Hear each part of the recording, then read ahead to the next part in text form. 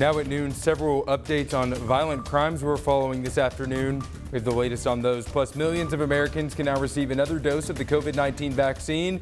Who's eligible and the reason behind that new decision. New information shows a gap in then-President Donald Trump's phone logs during the January 6th attack on the U.S. Capitol. The House committee investigating the attack now looking to learn more about what the former president was doing in that time. And Will Smith apologizing to Chris Rock for the Oscar slap that is still being talked about almost 2 days later, how others are responding. But first.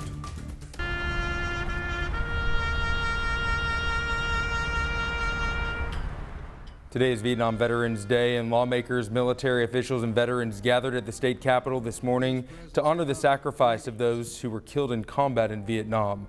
The day is observed on the 29th because it marks the day when the last U.S. soldiers left Vietnam in 1973.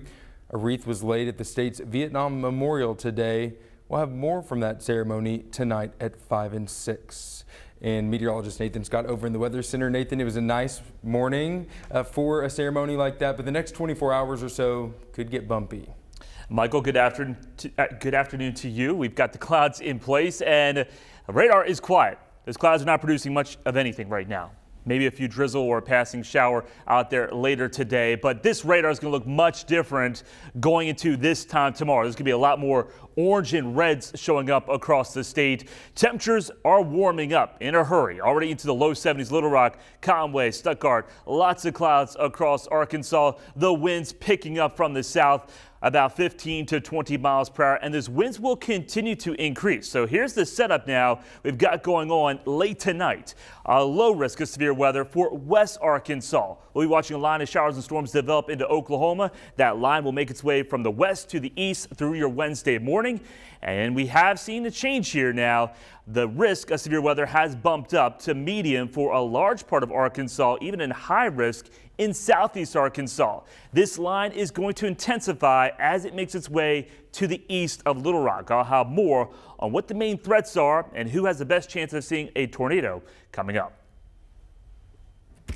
Nathan, thank you. We're following several developing stories here at noon. First, Jacksonville police are asking for the public's help finding a suspect in a Monday homicide. It happened around 7 o'clock last night at Johnson Park. Investigators have not shared any information about the victim. However, we are learning about the suspect vehicle. Investigators describe it as a newer model gray SUV, possibly a Dodge Durango. The wheels could be chrome with a white outer lip. If you live within a mile of the park, police want you to look through your surveillance system for video of that SUV around 7 o'clock last night. Anyone with footage or information that could help solve the case is asked to call Jacksonville police. Pine Bluff police have made arrests in the death of a juvenile. 20-year-old Darian Williams and a 17-year-old are accused of killing the unidentified minor yesterday afternoon near 28th and Elm. We are working to learn more about this case and charges. We'll share those on thv-at-noon.com when they are released. And just into the THV11 newsroom, a Cleburne County man is in jail accused of shooting at an Arkansas State Trooper last night. 31-year-old Landon Lloyd is charged with attempted capital murder.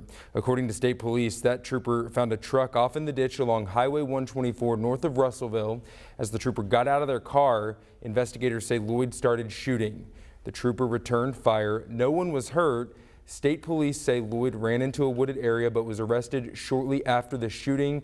That trooper is on leave, as is policy this afternoon. Also now to big news in the fight against COVID-19. The FDA has authorized another booster shot for people aged 50 and older. It's an effort to offer extra protection for the most vulnerable in case the coronavirus surges again. The decision opens a fourth dose of the Pfizer or Moderna vaccines to those people at least 4 months after their previous booster. Until now, fourth doses were only for people 12 and older who have severely weakened immune systems. The move now allows that group to get an additional fifth shot. Russia and Ukraine are still at war, but the two nations have reported talks that could lead to a ceasefire. Deborah Alfarone has the latest from Washington. Russia's deputy defense minister says Moscow will, quote, fundamentally cut back operations near Kyiv and another major city in Ukraine to increase mutual trust. The latest development was announced in Turkey, where negotiators from Russia and Ukraine wrapped up a day of talks. aimed at ending Russia's deadly invasion. In addition to a ceasefire, Ukrainian officials are seeking guarantees for the nation's future. Russia has demanded Ukraine declare its neutrality and have no military affiliation with another country. And Ukrainian President Zelensky says he's open to that. Here at the White House, the Biden administration is watching the talks closely, while President Biden continues to defend his comment, saying Vladimir Putin cannot remain in power. I want to make it clear, I wasn't then, nor am I now, articulating a policy change.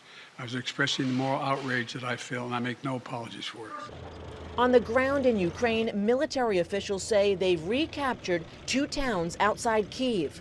One NATO official estimates between 7,000 and 15,000 Russian troops have been killed in just over a month. But in a video message, Ukraine's president says it is too soon to talk about areas being safe.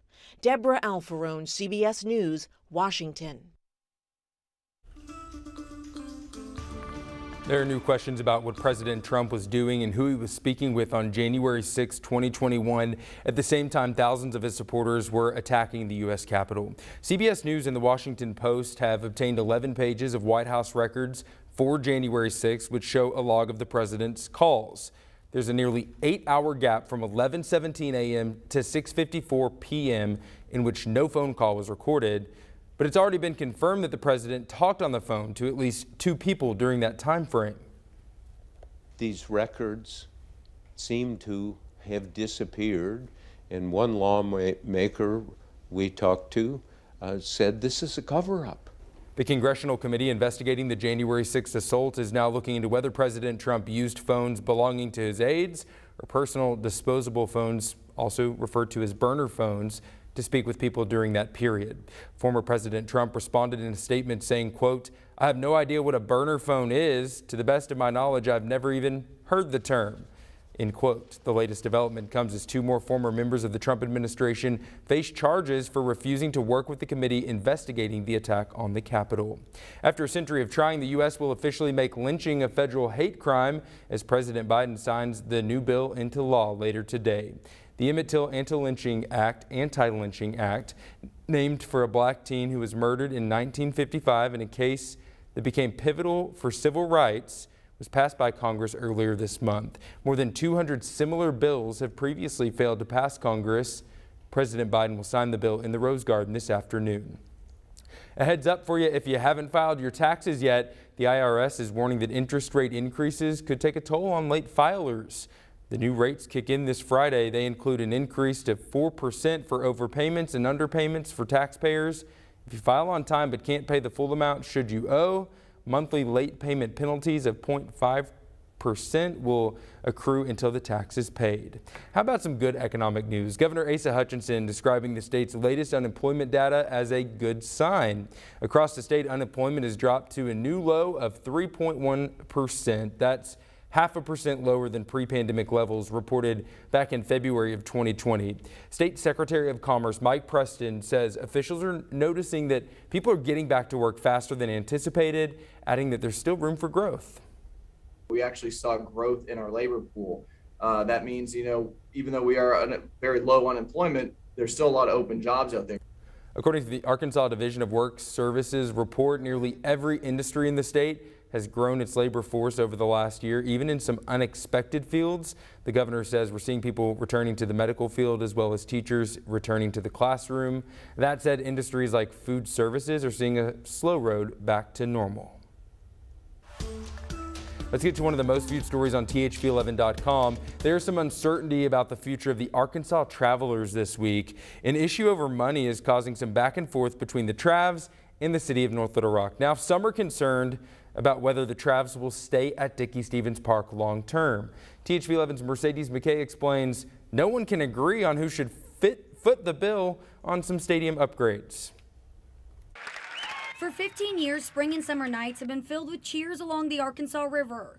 And we want to keep baseball here at Dickey-Stevens Park. We don't want to go anywhere. But now the question of whether we'll stay in North Little Rock is up in the air, and it all comes down to who's going to write the check. We've been in negotiations about this since I don't know, maybe over a year now, because we kind of knew what was coming up. What was coming up was new facility standards for the park from the MLB. Arkansas Travelers CEO Rusty Meek says this includes things like new AC units, new lights, a new female locker room, and more. We pay rent to the city, and this is their stadium. They own this stadium, and so we're just asking that they get their stadium in compliance so we can keep baseball here. Meek says if these updates aren't done, the Travelers could be moved, and the deadline is only 1 year away. 2023 is really when we need to be in compliance with most of this stuff.